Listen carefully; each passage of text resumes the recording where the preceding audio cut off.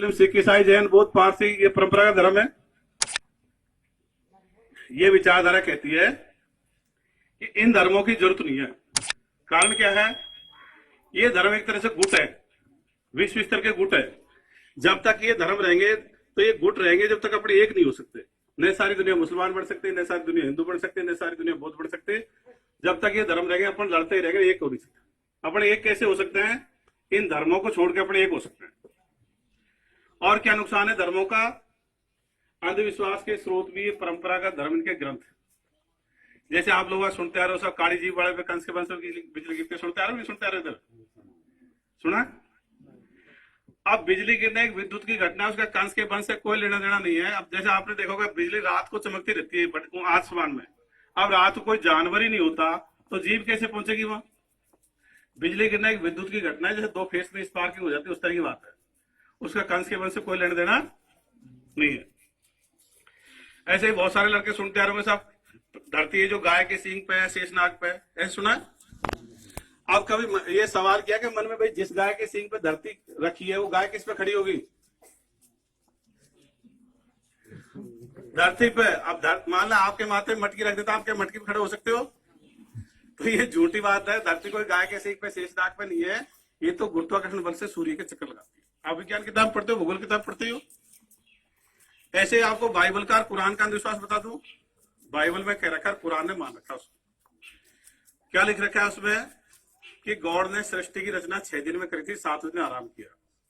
पहले दिन पृथ्वी बनाई, दूसरे दिन प्रकाश फैलाया, तीसरे दिन सूर्य चंद्र बनाए, चौथे दिन कुछ पहाड़ बिछा दिए, चौपाई फैला दिया, ऐसा कुछ काम किया और 7वें दिन आराम किया। अब इसमें सवाल करो कि साहब सूर्य चंद्रमा तीसरे दिन आए तो पहला दिन और दूसरा दिन कैसे गिना होगा?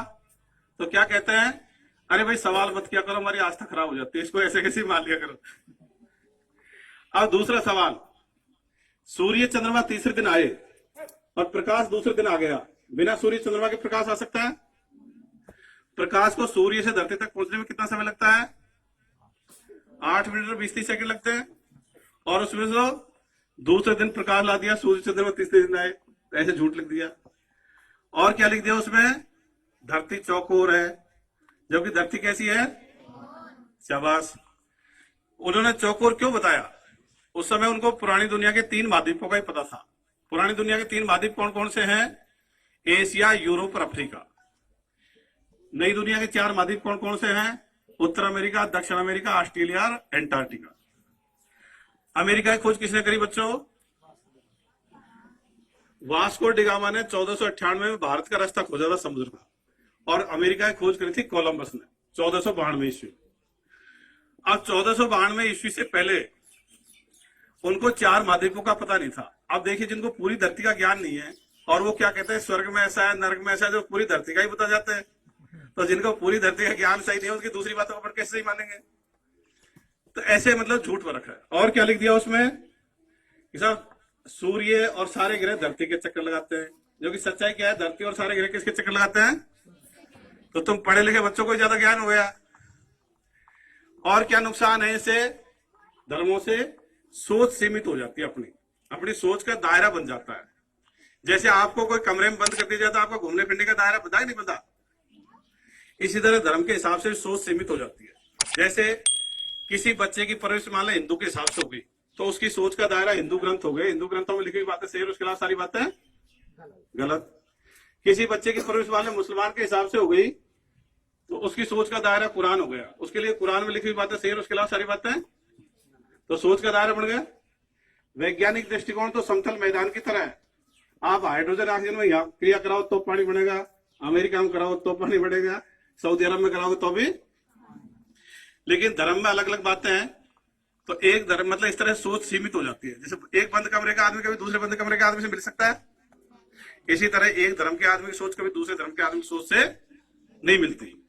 जबकि समतल मैदान में तो कोई भी किसी से मिल सकता है। और क्या नुकसान है धर्म का? धर्म तो मान लो स्थिर खड़े हुए व्यक्ति की तरह है, विज्ञान रास्ते में चलते हुए व्यक्ति की तरह है।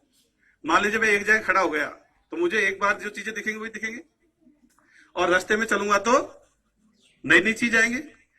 ऐसे गीता, कुरान, बाइबल में 1000 साल पहले हुई बात थी, आज भी बात है, 1000 साल बाद भी वही बातें रहेंगी। विज्ञान 20-30 साल पहले कुछ था, आज कुछ है, 20-30 साल बाद में और नीची जाएंगी। ये धर्म या धार्मिक दृष्टिकोण किससे आता है बच्चों? परवरिश से आता है। मतलब जैसी परवरिश वैसे आ जाता है। जिसमें एक उदाहरण से पूछूंगा आपको, मान लीजिए अपने अलवर का बड़ा हॉस्पिटल है, उसमें डिलीवरी हो और एक मुसलमान का बच्चा और एक ब्राह्मण का बच्चा अदल बदल हो जाए और ब्राह्मण वाला बच्चा बदल के मुसलमान के घर पहुंच जाए और वहीं उसकी परवरिश हो, तो बड़ा होकर कैसे व्यवहार करेगा? वो मुसलमान जैसे ही करेगा। और मुसलमान का बच्चा ब्राह्मण के आएगा तो बड़ा होकर कैसे व्यवहार करेगा? वो मतलब ऑटोमेटिक नहीं है। भाषा और धर्म ये किससे आते हैं? सीखने से आते हैं। जैसे बचपन में जैसे सिखाया जाता वैसे ही सीखता। ये विचारधारा ये कहती है कि दुनिया धर्म के बजाय 3-4 हजार साल से धर्म चल रहा है, उसके बजाय विज्ञानवाद पे होती तो ये मोबाइल वगैरह 2-3 हजार साल पहले ही आ जाते। लेकिन धर्म वालों ने क्या किया? आदमी की सोच को रोक दिया। उन्होंने कह दिया इस किताब को पढ़ लो और अपना खुद का दिमाग मत लगाया करो। वो फलाना आदमी सोच गया था, तुम तो इसको रिपीट किया करो, इसकी पुनरावृत्ति किया करो। इसी तरह से ये धर्मगुरु हैं आसाराम, राम रहीम, राधा स्वामी, इनकी भी कोई जरूरत है ये विचारधारा मानती नहीं। क्योंकि वो क्या कहते हैं? सबसे ऊपर तो गुरु है, दूसरे नंबर पे ईश्वर है, माँ बाप को तीसरे नंबर पे धकेल देते हैं। अपने क्या कहते हैं? किसी गुरु की जरूरत नहीं है, ईश्वर होता नहीं, माँ बाप फर्स्ट। वो धर्मगुरु क्या कहते हैं? भाई आपको 16वीं क्लास तक किसने पढ़ाया? कि साहब टीचर ने। टीचर को क्या कहते हो? गुरु जी। तो हम भी गुरु जी। भाई तुम एक साथ कैसे हुए? आपको ये टीचर है, ये तो कोई भूगोल पढ़ाता है, कोई विज्ञान पढ़ाता है, कोई गणित पढ़ाता है, और वो क्या कहते हैं? भाव सागर में ये है, स्वर्ग में ये है, नरक में ईश्वर वगैरह वो पढ़ाते हैं। वो तो अंधविश्वास फैलाते हैं, ये अंधविश्वास बेटाते हैं। आप अभी 10वीं 12वीं में आ गए, आप BA में तक भी चले जाओगे तब भी अपनी पूरी पढ़ाई में कहीं अंधविश्वास की बातें नहीं आती। तो इनका और उसका कोई मेल नहीं है। और दूसरी बात क्या कहते हैं? वो नैतिकता की बात कहते हैं। क्या कहेंगे? झूठ मत बोला करो, बेईमानी मत किया करो, मिलजुल के रहा करो, ऐसी बातें कहते हैं वो। उनका निष्कर्ष आता है। तो क्या इन बातों को आप पहले से नहीं जानते हो? जानते हो क्या इसके लिए अलग से गुरु करने की जरूरत है? नहीं है।